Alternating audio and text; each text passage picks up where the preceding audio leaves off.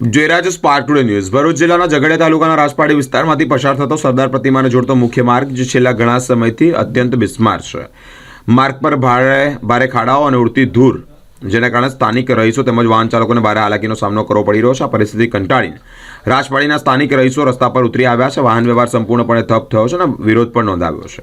વિરોધના પગલે માર્ગ પર બંને તરફ લાંબી વાહનોની કતાર પણ જોવા મળી છે. સાથે જ સ્થાનિકોએ સ્પષ્ટ ચેતવણી આપી છે કે જો વચન આપ્યું છે વચન મુજબ જો કામગીરી નહીં થાય તો ફરી ઉગ્ર આંદોલન પણ તેઓ કરશે. ખાલી અમને પેજ કરી આપો એક લેયર ખાલી તે બી નહીં વધારે બી નહીં કહેતા એક લેયર તો અમે હટી જશું. અમે સાહેબ 5 મહિનાથી કંટાળી ગયા છે અને ના છૂટકે અમારે રોડ પર આવવું પડ્યું છે સાહેબ. અમે હા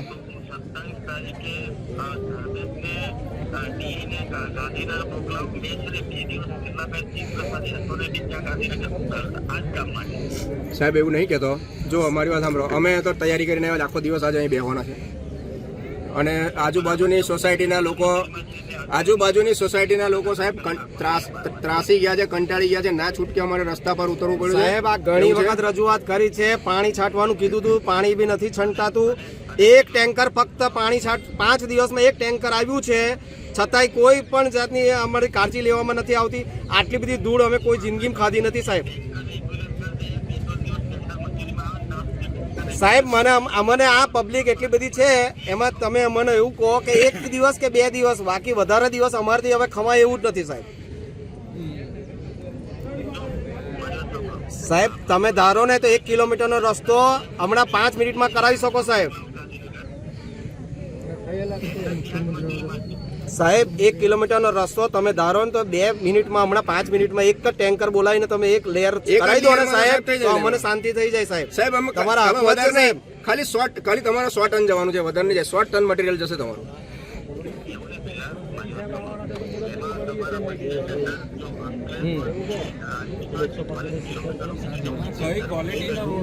સાહેબ એના વર્ષો થઈ જાય. ટેન્ડરો સાંભળીને સાહેબ અમે આ ગોવાલીનો રસ્તો જોયો છે, 3 વર્ષ થઈ ગયા, હજુ સુધી નથી બની ગયો સાહેબ. એવા ટેન્ડરોથી અમે નહીં ભરોસો. અમને ફક્ત ધૂળથી રાહત આપો સાહેબ, બસ બીજું કશું. અમે એવું કહીએ છીએ ખાલી એક લેયર. કેટલા તમે અમને એક કામ કરો, તમે મારી વાત ટેન્ડર ની વાત છોડો, તમે અમને કેટલા દિવસમાં બનાવી આપશો તે કહી દો, અમે હટી જઈએ બરાબર. પણ પાછા એ દિવસે નહીં બન્યો પાછા ઉપર આવી જઈશું.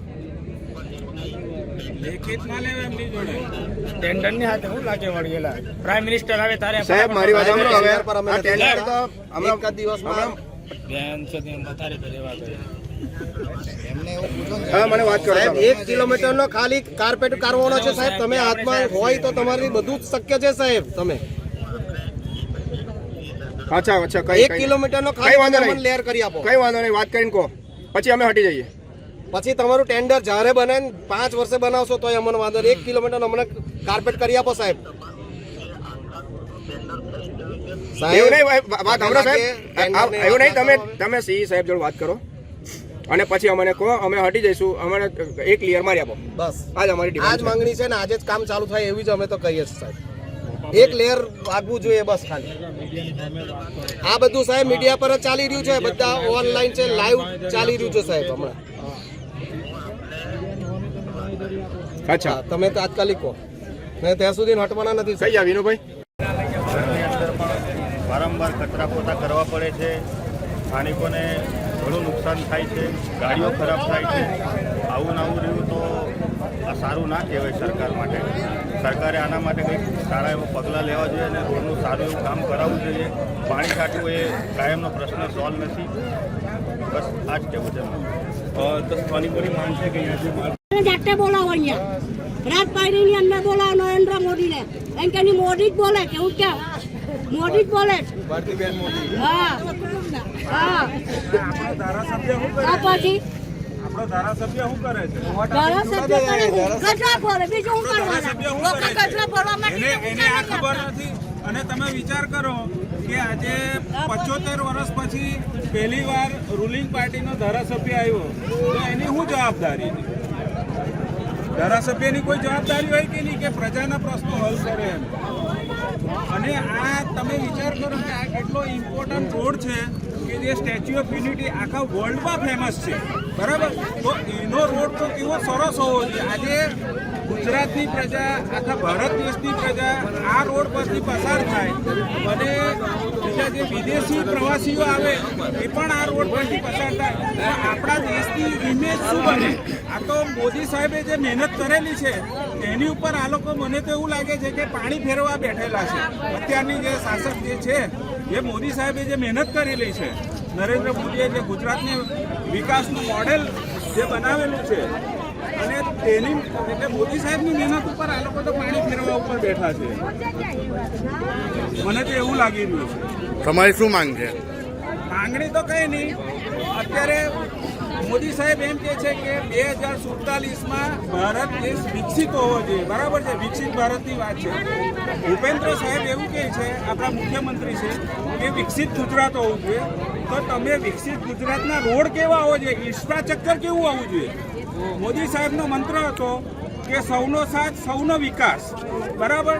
અને ગુણવત્તાભર્યો વિકાસ હોય છે, વર્લ્ડ ક્લાસ રોડ હોવા જોઈએ, બરાબર છે? તેની જગ્યાએ વર્ષોથી આ રોડ એવા ને એવા છે.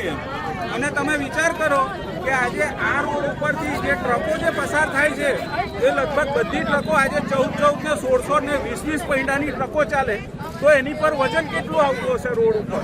એટલે એ આ બધા એન્જિનિયરો જે બેઠેલા છે, શું એ લોકોને નોલેજ નથી? ખોટી વાત હોય તો કહો કે આજે આ જે ટ્રકો અહીંયાથી જે પસાર થાય છે, લગભગ 18-20 પૈડાની ટ્રકો પસાર થાય, એની અંદર કેટલું વજન હોય, બરાબર? તો આ રોડની કેપેસિટી તમારે એ પ્રમાણેની બનાવવી જોઈએ ને, એની સ્ટ્રેન્થ એ રીતની હોવી જોઈએ. ને આપણા દેશમાં આટલા બધા એન્જિનિયરો છે, આજે એન્જિનિયરોની કોઈ કમી નથી.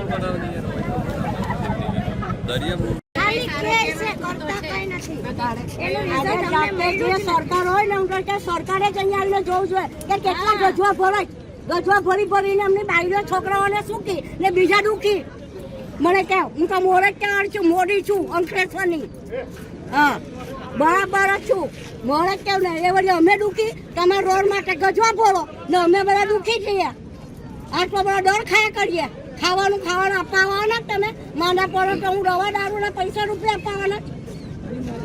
દારૂ બીમારી આજે કઈ છે બીમારી? પાણી એમને એવું કીધું કે પાણી છંટાશે. ગુજરાતમાં હું તમને એમ કહું, આ કઈ રીતે રિપેર કર્યા ગુજરાતમાં કોઈ જગ્યાએ છે આવા રસ્તા? શિવપ્રસાદ સાહેબે અમને એવી ખાતરી આપી હતી કે દરરોજ પાણી છંટાશે 3 ટેન્કર, પણ આજ દિન સુધી એક જ ટેન્કર આવ્યું છે. 3 દિવસમાં એક જ ટેન્કર આવીને જતું રહ્યું છે. એટલે એમને અહીંયા બોલાયેલો છે. બાકી એમને કે બાઇક પર બી આવી છે. બાકી આ એવું નહીં, મારી વાત સાંભળો, કોણ આવે છે? શિવપ્રસાદ સાહેબ આવે છે. શિવપ્રસાદની વાત છોડી, અસર પટેલ જોડે વાત થઈ ગઈ બાજુ હમણાં. તો પાણી છંટાવું જ નહીં ને આપણે ફોન કરી કઈ જગ્યાએ એવું લાગ્યું? એવું કહો કે સાધનો ખરીદવા જાય તો બહુ વધી ગયેલા છે. રોડ ક્રોસ કરતા છોકરા કે અમને ગમે ત્યારે જવું હોય તો વિચાર કરવો પડે છે. કંઈક પોલીસો મૂકા અડધી વાર જેને જવું હોય તેને જાય કે નહીં. આજે છોકરાને સ્કૂલે મૂકવા, ટ્યુશન મૂકવા, એમના મા બાપો મૂકવા જાય, રોડ ક્રોસ કરવાનો કેટલો અઘરું પડે છે. બળે એવું કહેવું. આજે તમે આવી રીતે આટલું બધું એ કરો, આજે એટલા બધા ડર જ ખાઈને રહેલા છો મેં કે વાત નહીં પૂછવાની. કેટલો ડર ઘરમાં પણ કચરા પોતા કરીએ તો હા કહીના કહીએ. તંત્ર પાસે શું માંગ છે તમારી? મારે તો બીજું કંઈ નહીં, રોડ સારો બનાવી દો, બીજું કંઈ જોઈતું નથી. રોડ સારો બનાવો. આજે આખો રોડ બધો ખોદાઈ ગયેલો છે. આજે મહિનાની અંદર કેવો રોડ તૂટી જાય એમ તો કેવો બનાવ્યો તો રોડ હવે થઈ ગયો. કેટલા સમયથી આ માર્ગ બિસ્માર છે? અમે વર્ષો થઈ ગયા જોઈએ. અમે જે દિવસના જોઈએ છે તે દિવસથી આ રોડ આવો છે. અહીંથી ઝઘડિયા છે નહીં. ઝઘડિયા જવા માટે 10 મિનિટનો રસ્તો છે, તેની જગ્યાએ અડધો કલાક થાય છે. એ જોઈને તો વિચારો કે કેવો રોડ હશે. અમારે એમ કેવું છે કે અમારે ભાઈને બેહવું ને 5 મિનિટ અમે બેહી નથી દેઈ તઈ સત્તા નથી. બધી ધૂળ આવે કે વાત પૂછો. અને રોડ બનાવો, અમને કાંઈ બીજું કંઈ કમ્પ્લેન નથી, ખાલી રોડ બનાવો. રોડ રોડ સારો બનાવો. આજે આટલો ડર ન ઉડે. ઝઘડિયા રોડ છે, ચંદ્રકાંત એન્કલેવ રાજપાડી. અમે ચંદ્રકાંત એન્કલેવમાં રહીશું. દીવાબત્તી કરવા ટાણે અમે 5 મિનિટે દરવાજા ખુલ્લા રાખીશું.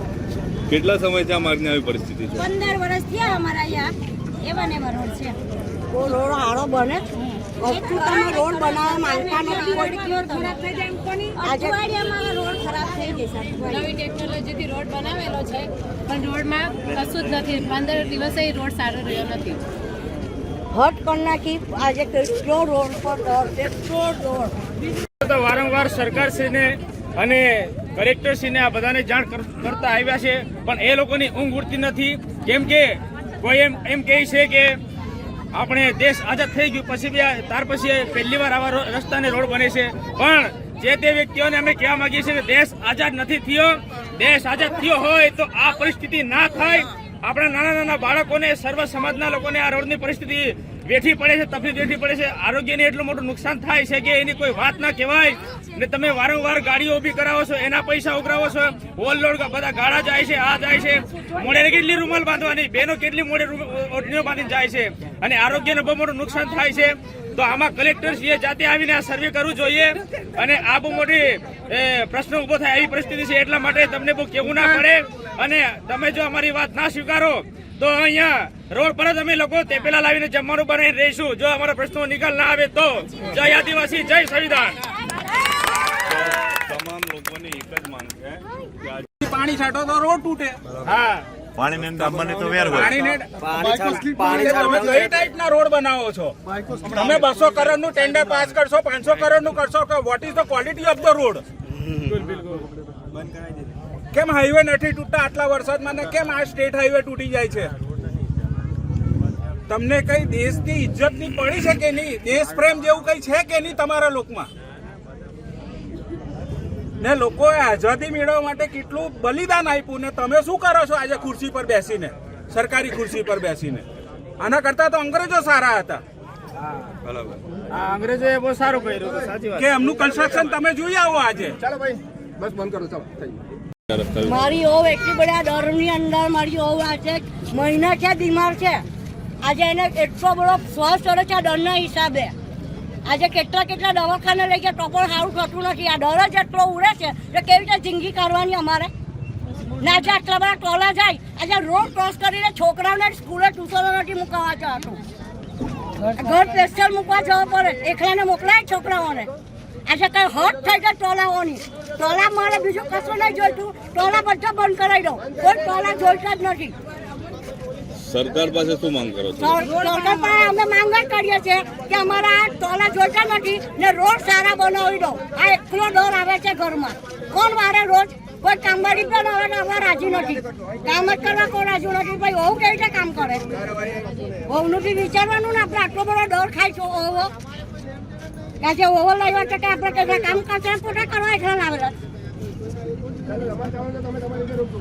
રાહુલભાઈ પટેલ, હવે અમારે કહેવું એમ છે કે અમે વર્ષોથી ત્યાંથી છેલ્લા 6 મહિનાથી રજૂઆત કરીએ છીએ તો કોઈ આ વાતને સાંભળતું નથી. કે વારંવાર અમે કહીએ છીએ તો પાણી છાંટી જાય અને કે દર તમારો બંધ થઈ જશે. આજે એટલો બધો દર ઉડે છે કે તમારા ઘરોની અંદર આજની તારીખે જુઓ તો એક ઇંચ દર થઈ ગયેલો છે. માટે હું તો એક જ વસ્તુ કે તાત્કાલિક રોડ નહીં બને ત્યારે હું જે અમારો આંદોલન ચાલુ રહેશે. અમારા આજુબાજુના વિસ્તારના દરેક માણસો અમારી સાથે છે અને વધારે મોટું આંદોલન ના થાય એટલે તાત્કાલિક આ વસ્તુનો સોલ્વ કરવો જોઈએ. મારું નામ ઇન્ટેશ કુમાર રમેશચંદ્ર પટેલ છે. હું એક સામાજિક આગેવાન છું અને સહકારી મંડળીમાં પ્રમુખ છું અને વારંવાર રજૂઆત અહીં આપણા વિસ્તારમાંથી થાય છે. આ સ્ટેચ્યુ ઓફ યુનિટીને જોડતો માર્ગ છે પણ 10 વર્ષથી અહીંયા ગાડી સ્ટેચ્યુ ઓફ યુનિટીનું નામ આપવામાં આવે છે અને રોડ અને રસ્તાનું કોઈ ધ્યાન આપવામાં આવતું નથી. આ જે નવો લેટેસ્ટ કેમિકલ ને સિમેન્ટ કોન્ક્રીટવાળો રોડ બનેલો છે એના આપણે ડસ્ટના પાર્ટિકલ્સના નમૂના પર લેબ ટેસ્ટ કરાવેલા છે તો આર્સેનિક, લીડ જેવા ઝેરી તત્વો આજુબાજુના હવાના વાતાવરણમાં ભળી રહેલા છે અને એ જો આ સ્થાનિક આજુબાજુના રહેવાસી રોડ રસ્તાની આજુબાજુ રહેતા લોકોના જો શરીરમાં પ્રવેશ થાય તો 10 વર્ષનું આયુષ્ય ઓછું થઈ જાય એવા ચોખ્ખા રિપોર્ટ છે. તો મારે સરકારને પૂછવું છે કે શું તમે પબ્લિકને જીવડાવવા માગો છો કે મારવા માગો છો? કાયમ જ ઝઘડિયા તાલુકો એક આદિવાસી વિસ્તારો કાયમ જ અન્યાય થઈ રહેલો છે. આ રેલવે લાઇન પણ અંકલેશ્વરથી રાજપીપળા સુધીનો ટ્રેક તૈયાર હતો તો શા માટે તમે ભાઈ 100 કિલોમીટર વડોદરાથી સ્ટેચ્યુ સુધી લઈ ગયા? 20 જ કિલોમીટર તમારે રાજપીપળાથી કેવડિયા લઈ જવાની હતી. તો રેલવે લાઇનમાં પણ અમારી સાથે અન્યાય કર્યો છે. સ્ટેચ્યુ ઓફ યુનિટીને નરેન્દ્ર મોદી સાહેબે જ્યારે ઉદ્ઘાટન કરી અને એક આદર્શ રોડ બનાવવાની જ્યારે વાત કરેલી હતી, તો શું આ આદર્શ રોડ છે? રાજપીપળા અંકલેશ્વર માર્ગ અને એક પોઈચાવાળો પુલ એ સરકારના એટીએમ છે. તમે આરટીઆઈમાં માહિતી માગીને જોજો તો હજારો કરોડ રૂપિયા આ રોડમાં ખવાઈ ગયા છે. તો આટલા બધા રૂપિયા ખવાઈ ગયા રસ્તાના નવીનીકરણના નામે, ને છતાં બી અમારે તો દૂરની ડમરીઓ જોવાની છે. તો અમારે આનાથી ક્યારે છુટકારો મળશે ભાઈ? તો અમારે સરકારને પૂછવું છે કે જ્યારે પણ આવા પ્રજા આંદોલન કરે છે અને બીજા દિવસે પેપરમાં આવી જશે કે હવે આ મંજૂર થઈ ગયો આટલા કરોડનો, પણ બનશે ક્યારે ભાઈ સ્થળ પર? એનું તો કોઈ નિરાકરણ લાવો. હવે તમે 6 ટ્રેકની વાત કરી રહ્યા છો, અહીં 4 ટ્રેકના ઠેકાણા નથી, તમે 6 ટ્રેકની વાત કરીએ, 6 ટ્રેક બાયપાસ કરવાના છે. તો મારે સરકારને એટલું જ કહેવું છે કે જ્યારે આ વાસદવાળો હાઈવે છે, ફ્લાયઓવર લઈ જઈ અને તમે અંકલેશ્વરથી રાજપીપળા સુધીનો એક આદર્શ નમૂનારૂપ ગુજરાતમાં જે જર્મનીમાં ઓટોમાન હાઈવે છે એવો બનાવો ભાઈ. અને અહીં આજુબાજુની પ્રજાને આ દૂરની ડમરીઓ અને સ્વાસ્થ્યમાં આ ખેતી અને જે ઉદ્યોગોને નુકસાન થયેલું છે, ટ્રાન્સપોર્ટરોને નુકસાન થયેલું છે. એક ટ્રાન્સપોર્ટરની 10 ગાડી હોય તો 6 તો ગેરેજમાં જ પડેલી હોય ભાઈ. તો એ કમાશે કારે ભાઈ? ભરૂચ જિલ્લામાંથી તમે રેટી રોયલ્ટીની હાઈ રેવન્યુ તમે અહીંથી જનરેટ કરો છો, તમારી રોયલ્ટી નીકળે છે, તો સરકારને તો પોતે જ ખ્યાલ હોવો જોઈએ કે આ રસ્તો આપણે કેટલા ટનનો બનાવવાનો છે. તમારે આ 100 ટનનો રસ્તો બનાવો, ભવિષ્યમાં બી અહીં કોઈ પ્રશ્ન નહીં થાય. તો વારે અમારા પૈસાના, અમારા ખિસ્સાના, અમારા ટેક્સના પૈસા જાય છે ભાઈ. તો તમે એને શા માટે વેડફાટ કરો છો? તો હાથ જોડીને વિનંતી છે સરકારને કે એક ફર્સ્ટ ક્લાસ ટીમ બનાવીને સારામાં સારી કંપનીને કામ આપો, જેથી અમારી આ સમસ્યાનું નિરાકરણ આવે. ઓકે.